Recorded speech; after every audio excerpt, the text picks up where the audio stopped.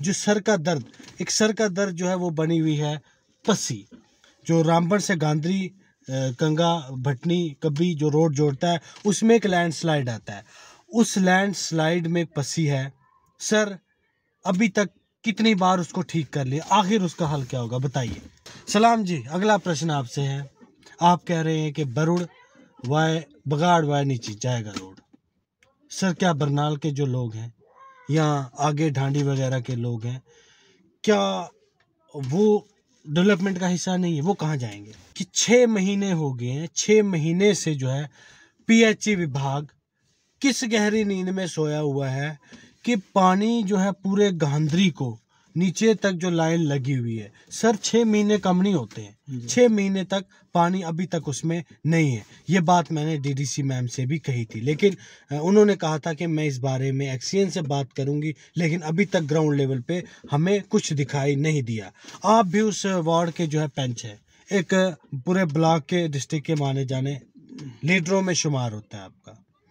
बड़े अफसोस की बात है सर, आपने भी कोई आवाज़ नहीं उठाई, क्या कारण है? देखिए, जनता जानना चाहती है। देखिए, hello friends, welcome to my YouTube channel खंड मिठे लोग। तो दर्शकों, आज जो है फिर से एक बार मैं हाजिर हुआ हूँ आपके सामने। जनता के मुद्दे, जनता की आवाज़ जो है प्रोग्राम हम करते हैं मैक्सिमम, जिसमें कि जनता के जो सवालात हैं हम पूछते हैं लोगों से, जो लीडरों से। तो उसी की कड़ी में आज जो है हमारे साथ मौजूद हैं एक्स पीआरआई मेंबर और सोशल एक्टिविस्ट और साथ ही साथ नेशनल कॉन्फ्रेंस से भी ये वाबस्ता है, मिस्टर अब्दुल सलाम जी। सलाम जी, सबसे पहले आपका स्वागत है हमारे चैनल खंड मिठे लोग में। Thank you. तो सलाम जी, प्रश्न तो बहुत ज़्यादा हैं, सवाल बहुत ज़्यादा हैं, सवालों की कोई कमी नहीं है, क्योंकि अब मैं सवाल जो है आपको आप ब्लॉक गांधरी, डिस्ट्रिक्ट रामबन के ब्लॉक गांधरी एरिया के ही पूछूंगा। तो सबसे पहले वहाँ पे जो सर का दर्द, एक सर का दर्द जो है वो बनी हुई है पस्सी, जो रामबन से गांधरी कंगा भटनी कभी जो रोड जोड़ता है उसमें एक लैंडस्लाइड आता है। उस लैंडस्लाइड में एक पस्सी है सर, अभी तक कितनी बार उसको ठीक कर लिया, आखिर उसका हल क्या होगा बताइए।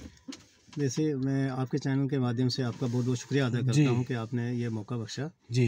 कंगा टू गांधरी जो रोड है ये बहुत ही एक अच्छा और परफेक्ट रोड था जी। तो कुदरत का कहर कहीं भी बर्पा हो सकता है, जिसका आदमी को कोई भरोसा या वो उम्मीद नहीं होती है, तो वो चीज़ें देखने को मिल जाती हैं। तो कुदरत ने एक वहाँ में एक लैंडस्लाइड जो हैवी है वो वहाँ पे हो गई। बट उसके लिए जो प्रयास वक्तन फ़क्तन जो था वर्दीय डीसी साहब, जो साहब का डीसी साहब थे मसरत इस्लाम साहब जी, उन्होंने भी काफ़ी अच्छा रोल प्ले किया था वहाँ के लिए। वहाँ के लिए एक डिग्रेडेशन वो अपना फॉरेस्ट डिपार्टमेंट को वो कह के उन्होंने वो सीड्स वगैरह भी लगाने का वो प्रयास किया था, और वो उनके वो तो चला गया, ट्रांसफ़र हो गए यहाँ से, लेकिन वो आज वो काम भी हुआ। बट नेक्स्ट आज लेटेस्ट फिर वो पस्सी आ गई। लेकिन मैं जो आज के डीसी साहब हैं चौधरी साहब, मैं उनके उस प्रयास को शायद भुला नहीं सकता हूं कि वाहिद एक पहले डीसी है जो वहाँ पे बैठ के एक ज़िम्मेदाराना अंदाज में वहाँ बैठ के और एक आग जला के उस ठंड में वहाँ बैठे उस रोड का थ्रू आउट करने का वो प्रयास उन्होंने किया। तो कल लास्ट डे जो मैं वहाँ से आया तो वो रोड थ्रो था, तो पस्सी वैसे भी आ रही है, लेकिन सर लेकिन उसका जो है हल क्या निकलेगा आखिर? जो हमारा जो पैसा लग रहा है वो मैं एक बात बता दूं अपनी जनता, क्योंकि वो जनता का पैसा है, वो किसी का पैसा नहीं है। क्यों वहाँ पे पैसा बर्बाद किया जा रहा है? क्यों नहीं कोई दूसरा तरीका जो है वहाँ से खोजा जा रहा है? क्या हमारे पास, हमारे भारत के पास टेक्नोलॉजी की कोई कमी है? तो बताइए सर, क्या होना चाहिए? आप भी अपनी राय रखिए इसमें। जो वो गांधरी कंगा टू बट्ठन दुत्थन रोड है, वो डिस्ट्रिक्ट उधमपुर के साथ टच करता है, वो उसका एक अल्टरनेट बनाना भी बहुत लाजमी है। बट उस रोड को छोड़ देना भी एक बड़ी मजबूरी है, क्योंकि उस रोड के सिवा कोई दूसरा चारा भी नहीं है। उसका अल्टरनेट एक वर्दीय डीसी साहब जो आज के हमारे डीसी साहब रामबन है, उनकी नॉलेज में एक बात पहुँचाई हुई है कि एक अल्टरनेट रोड, ताकि वो रोड जब ख़राब होता है तो एक अल्टरनेट रोड दिया जाए। तो उस में बातचीत चल रही है, तो शायद नेक्स्ट आगे बुधवार या वीरवार को डी साहब का फिर दौरा गांधी में उन्होंने बोला था वहाँ रखेंगे, और प्रैक्टिकली खुद जाके उस एरिया का वो दौरा करेंगे। जैसे Gandhi to Tangar via Barnala road है, तो उसी रोड को बरनाल के साथ, बरुड़ के साथ और बगाड़ के साथ होता हुआ शायद लांदरो या कौरा के लिए उसको वो जोड़ेंगे, जो कम क्वांटिटी भी कम बनेगी उसकी, क्योंकि जहाँ 10, 12, 15 किलोमीटर अगर रोड है वो 5, 6 या 7 किलोमीटर में मुकम्मल भी हो सकता है। उसके लिए डी साहब ने एक आश्वासन दिलाया है कि मैं इसकी फौरी तौर पे नाबार्ड में रख के इसकी DPR तैयार करवा के, और उसमें फॉरेस्ट का एरिया भी बहुत कम आता है। तो एक नुकसान उसमें है कि हमारा बनवास का एरिया जो है, डांडी शिकाला एरिया जो है वो उसमें कट होता है। बट जो लांदरू रोड गांधी के साथ अल्टरनेट रोड का बेनिफिट ये है कि हमें अपने पुलिस स्टेशन धर्मकुंड है, हमारे SDPO साहब ये बेचारे गोल में बैठते हैं, और दूसरा सबसे बड़ा बेनिफिट जो है उसका वो रेलवे स्टेशन संगलदान में, वहाँ से भी शॉर्ट पड़ता है। और एक ये है कि शॉर्टली टाइम में उस रोड को उसकी कंप्लीशन मिल सकती है अगर एडमिनिस्ट्रेशन का साथ हो। सर DC साहब का प्रयास है, मैं अपनी जनता को बता दूं कि ऐसे जो DC हैं, ऐसे ऑफिसर जो है बहुत कम मिलते हैं जो कि एक जंगल में लकड़ी जला के काम करवाएं। तो खासकर एक और अच्छी बात इनकी मुझे लगी कि जो ये ठेकेदार नेता लोग हैं उनकी ये DC साहब नहीं सुनते, क्योंकि ये आम जनता के लिए काम करने को आए हैं। तो धन्यवाद DC साहब। सलाम जी, अगला प्रश्न आपसे है। आप कह रहे हैं कि बरुड़ वाय बगाड़ वाय नीचे जाएगा रोड। सर क्या बरनाल के जो लोग हैं या आगे ढांडी वगैरह के लोग हैं, क्या वो डेवलपमेंट का हिस्सा नहीं है? वो कहाँ जाएंगे?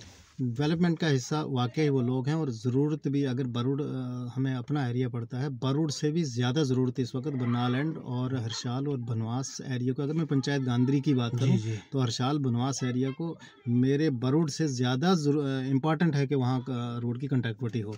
बट इसके अल्टरनेट रोड जो ब्लॉक गांधी को रामबन डिस्ट्रिक्ट हेडक्वार्टर के साथ जोड़ता है, उसके लिए शॉर्टली हमारे पास प्रोग्राम और रास्ता यही है कि उसी रोड को घुमा के अगर हम कौरा या लांदरू मिलाएं तो वो हमें सवलाकोट में भी बेनिफिट होगा, और इसके रेलवे स्टेशन के लिए भी और रामबन हेडक्वार्टर के लिए बुला सकता है।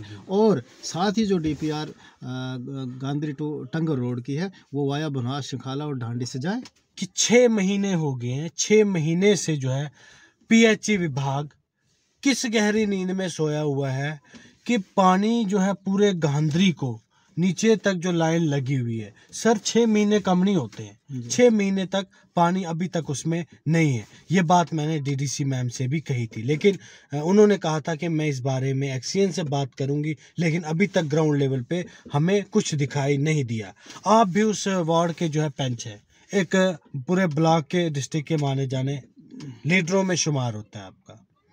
बड़े अफसोस की बात है सर, आपने भी कोई आवाज़ नहीं उठाई, क्या कारण है? देखिए जनता जानना चाहती है। देखिए ये जो हमारी ऑनरेबल DDC साहिबा हैं, ये बहुत एक एक्टिव जी बिल्कुल, उस बात को मैं मानता हूँ, बहुत एक्टिव है। और ये जो भी काम जो इनको बताया जाता है, जैसे पस्सी का मसला चला तो इनने फौरी तौर DC साहब से रब्ता हर वक्त जो है DDC मैम जो है तैयार रहती हैं, और पानी के इस मसले के लिए भी वो वक्त DDC साहिबा जो है हमारी DC साहब से मुलाकाती हुई हैं, और एक दिन साहब से बात हुई है। मसला ये है कि जल जीवन शक्ति का वो के काम चल रहा है, जो जगह जगह पे एक हाउस तैनात किया। लेकिन सर मैं पुरानी लाइन की बात कर रहा हूँ जो सुरली कुंड से आती है, वो अभी तक नहीं है, लोग पानी के लिए तरस रहे हैं। पहली बात यह है कि पानी के लिए तरस रहे हैं कि PHE डिपार्टमेंट के पास स्टाफ की बहुत बड़ी कमी है, जिसका खमियाजा आम हमारे ब्लॉक गांधी को नहीं, मुझे लगता है कि पूरे स्टेट में ही भुगतना पड़ रहा है।